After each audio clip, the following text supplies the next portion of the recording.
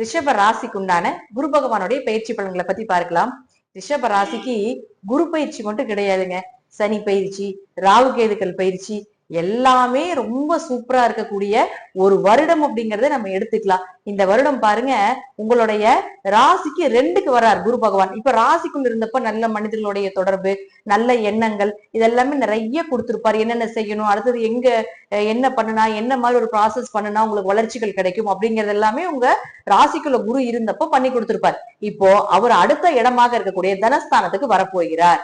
அப்போ எப்போ குரு தனஸ்தானத்துக்கு வருதோ அப்ப இருந்து உங்களுக்கு பணமழை பொழிய போகுது. பண வரவு, பொருளாதார வளர்ச்சி, பேச்சுக்கு உங்களுடைய பேச்சுக்கு ஒரு மரியாதை கிடைப்பது, இப்படிங்கிற எல்லா விஷயங்களும் சொன்னாலும் கூட இதை விட இன்னொரு பிளஸ் என்னன்னு பாத்துட்டீங்கன்னா, மிகப்பெரிய பிளஸ் என்னன்னு பாத்துட்டீங்கன்னா, இது ரிஷபராசி ரிஷப லக்னம் இருவருக்குமே பொருந்தக்கூடிய ஒரு பலன் என்னன்னா, 8 மற்றும் 11ஆம் அதிபதி ஆகிறார் குரு பகவான். அப்போ 8 2ஆம் வீட்டுக்கு வந்தால் விபரீத ராஜயோகம் வேலை செய்யும்.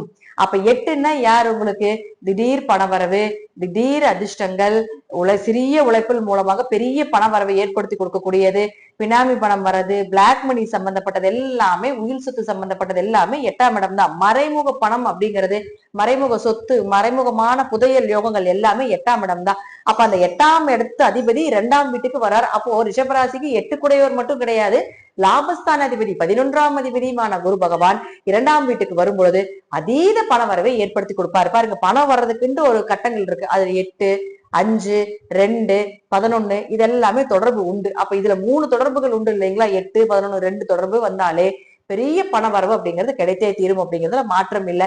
அப்ப சனியும் பாருங்க 11ஆம் வீட்டுக்கு வந்துருவார். அப்போ 2.5 வருஷம் சனி பகவான் 11ல இருக்கும்பொழுது 2.5 வருஷம் உங்களுக்கு மழை, உங்க காட்டுல மழை தான். 2.5 வருஷம் பண மழை, ஏதாவது ஒரு வழியில காசு பணம் சொத்து சேர்க்கை சேர்ந்து கொண்டே இருக்கும். யூஸ் பண்ணிக்கோங்க.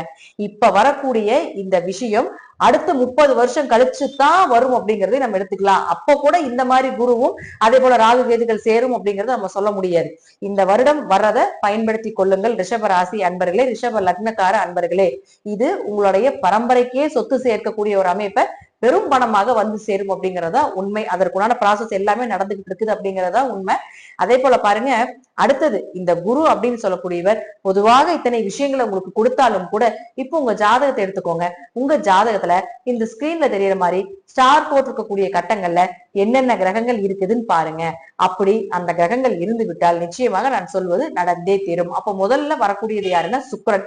இந்த சுக்கிரன் யாரு? 1 மற்றும் 6ஆம் அதிபதி. இந்த ஸ்டார் போட்டிருக்கக்கூடிய கட்டங்கள் எங்க இருந்தால் பெயர், புகழ், மதிப்பு, மரியாதை, ஒரு இடத்துல இருந்து இன்னொரு இடம் மாறுதல், டிரான்ஸ்பர் ஆகிறது, ப்ரொமோஷன் கிடைப்பது, உயர் பதிவுகள் சார்ந்த விஷயங்கள் உங்களுக்கு சாதகமாக வர்றதுக்கு உண்டான வாய்ப்புகள் இதெல்லாமே ஏற்படுத்தி கொடுப்பார்.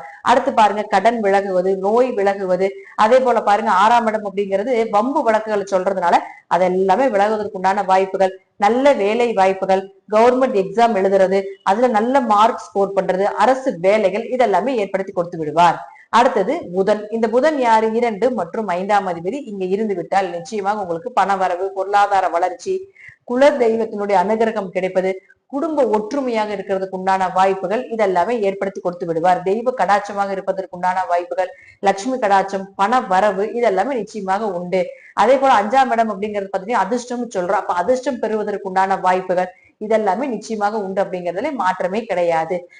பொதுவா ரிஷபத்துக்கு நல்லா இருக்கு. அதே போல 2, 5 கூடையவராக இருக்கக்கூடிய புதனை குரு பார்க்கிறாரான்னு பாத்துக்கோங்க. அப்ப இந்த தொடர்பு எல்லாமே பெரிய பணத்தை கொடுக்கும் அப்படிங்கிறது தான் அமைப்பு. 5ஆம் இடம் அப்படிங்கிறது குடும்ப ஒற்றுமையும் சொல்றதுனால குடும்பம் ஒற்றுமையாக இருக்கிறது, குழந்தைகளுடைய தேவைகளை பூர்த்தி செய்யறதுக்கு உண்டான வாய்ப்பு இதெல்லாமே ஏற்படுத்தி கொடுத்து விடுவார். அடுத்தது பாருங்க, உங்களுக்கு சூரியன். இந்த சூரியன் அப்படின்னு சொல்லக்கூடியவர் பாருங்க, இந்த ஸ்டார் போட்டிருக்கக்கூடிய கட்டங்கள் எங்க இருந்து விட்டாலும் சரி கண்டிப்பாக உங்களுக்கு வீடு, மனை, சொத்துக்கள், வண்டி, வாகன யோகங்கள் இதெல்லாமே ஏற்படுத்தி கொடுத்து விடுவார். புதிய வீடு வாங்குறது, புதுசா சொத்துக்கள் வாங்குறது, தாயினுடைய சொத்துக்கள் கிடைப்பது, தாயின் மூலமாக ஏதாவது ஒரு வழியில் உங்களுக்கு உதவிகள் கிடைப்பது, இதுக்கு எல்லாமே உங்களுக்கு இந்த குரு மூலமாக பாக்கியங்கள் கிடைத்தே தீரும். பொதுவா குரு சூரியனை பார்த்தால் சிவராஜ யோகம்னு சொல்லுவோம்.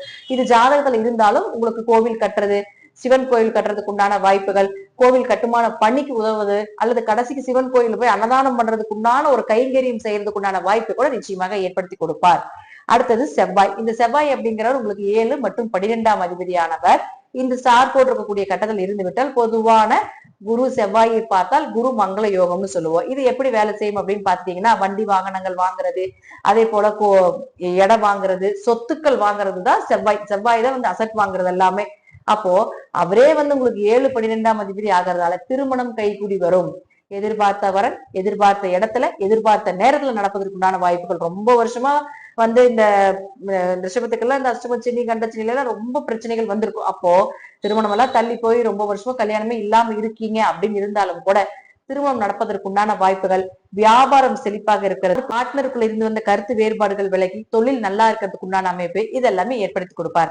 அப்ப அவரே 12ஆம் அதிபதியும் ஆகிறதுனால தீர்த்த யாத்திரை செல்வது, கணவன் மனைவி அந்யூன்யமாக இருப்பது, குடும்பத்தோடு சென்று வரக்கூடிய ஒரு அமைப்பு, அதே போல பயணங்கள் மூலமாக பணவரவு, நன்மைகள், நிம்மதி, மனசு திருப்தி இதெல்லாமே நிச்சயமாக ஏற்படுத்தி கொடுப்பார். 12ஆம் இடங்கிறது இம்போர்ட் எக்ஸ்போர்ட் பிசினஸ் சொல்றதுனாலும், வெளிநாடு வெளியூர் பயணங்களை சொல்றதுனாலும், வெளிநாடு வேலைக்கு போறது, இம்போர்ட் எக்ஸ்போர்ட் பிசினஸ் பண்றது, இது போல சில விஷயங்களையும் நிச்சயமாக ஏற்படுத்தி கொடுத்து விடுவார்.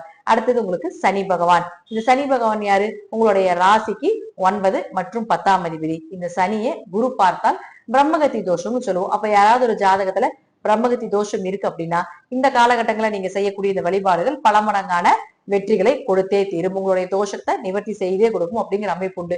அப்ப குரு சனியை பார்த்தால் இந்த காலம் உங்களுக்கு பூர்வீக சொத்துக்கள், அப்பா மூலமாக உதவிகள் கிடைப்பது, அதே போல உயர்கல்வி படிப்பதற்குண்டான வாய்ப்புகள், வெளிநாட்டுல போய் படிப்பதற்குண்டான வாய்ப்புகள் இதெல்லாமே ஏற்படுத்தி கொடுப்பார். 10ஆம் இடம் அப்படிங்கிறது தொழில மட்டும் சொல்லாம 10ஆம் இடங்கிறது பதவியும் சொல்லும்.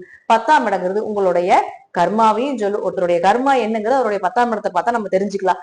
அப்போ இதன் மூலமாக குரு சனியை தொடர்பு ஏற்படுத்தி கொண்டால் நிச்சயமாக உங்களுடைய கர்மாவை கழிப்பதற்குண்டான ஒரு வாய்ப்பை ஏற்படுத்தி கொடுப்பார். அதே போல பாருங்க, உங்களுக்கு இந்த 10ஆம் இடம் அப்படின்னு சொல்றது தொழில சொல்றதுனால தொழில் வளர்ச்சி, புதிய தொழில் தொடங்குவது, தொழில் ரீதியாக பல நபர்களை சந்திப்பது இதெல்லாமே ஏற்படுத்தி கொடுப்பார்.